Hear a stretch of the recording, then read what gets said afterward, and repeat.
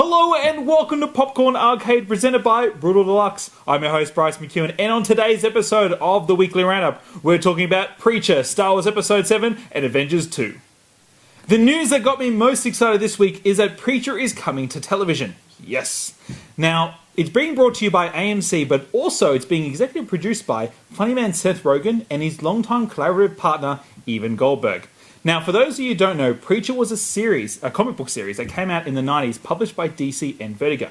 And it's all about a hardened reverend named Jesse Custer, his ex-girlfriend who's now become a hitman, and a mysterious Irish vampire. And one is the three of them go on a quest to find God after learning he's left heaven.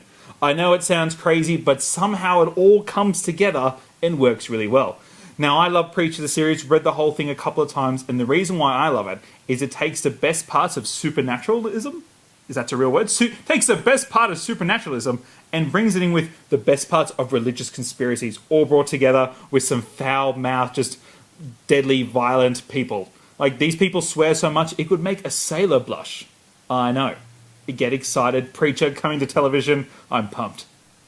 In other TV news, Ben McKenzie has been cast as Jim Gordon in the upcoming Gotham TV show by Fox.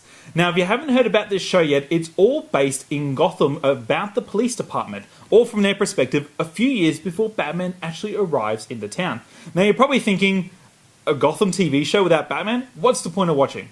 Well, think about this. Instead of the police wheeling in any old murderer, they're wheeling in the Joker. Instead of busting out a random drug cartel, they're busting out the Penguin. That sounds exciting. You should get excited. Now, for those of you who don't know who Ben McKenzie is by name, you probably know him best from the OC.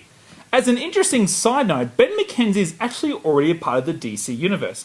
He played the voice of Batman and Bruce Wayne in the Batman animated movie, Batman Year One. Did a really good job, really fascinating movie. It's a small DC world after all. Marvel fans, do not fear. We have some news here just for you. Paul Bettany will be playing the Vision in the upcoming The Avengers 2, The Age of Ultron. Now, for those of you who don't already know, Paul Bettany is already in the Marvel movie universe. He plays Jarvis, which is the artificial intelligence that takes care of everything for Tony Stark/Iron Man. Now, the character of the Vision, here's a bit of history for you. He originally appeared in the comics in 1968, and the Vision was originally created by the evil Ultron to be one of his henchmen. But halfway through the story, the Vision repented, went against the evil ways, and thwarted his evil master, and has since then been a member of the Avengers.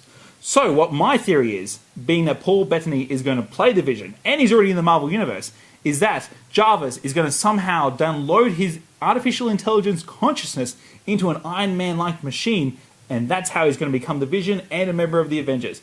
But what's your theory of how he's going to come into it? Let us know in the comments below. One of the best things about being the host of a pop culture show is that I get to scour the internet for hours and hours finding news to present to you lovely people. And every week when we do this and I do my research, I find a new rumour about who's going to be in Star Wars Episode 7. I'd like to go on record now saying that J.J. Abrams should bring out a full cast list ASAP. That way I can stop getting excited every time I read an article about an awesome actor who may possibly be in the movie. I'm sick of seeing Hugo Weaving may be a villain, because he would be awesome. I'm sick of seeing Michael Fassbender might be a villain, because he would be awesome. I'm sick of seeing Evil Todd, or Creepy Todd, or Weird Todd, or just a Todd from a Breaking Bad series might be in it, because he would be decent. I'm sick and tired of it. J.J. Abrams, get out there, get the full cast list out. That way Bryce can have a moment's rest from the Star Wars casting news bonanza.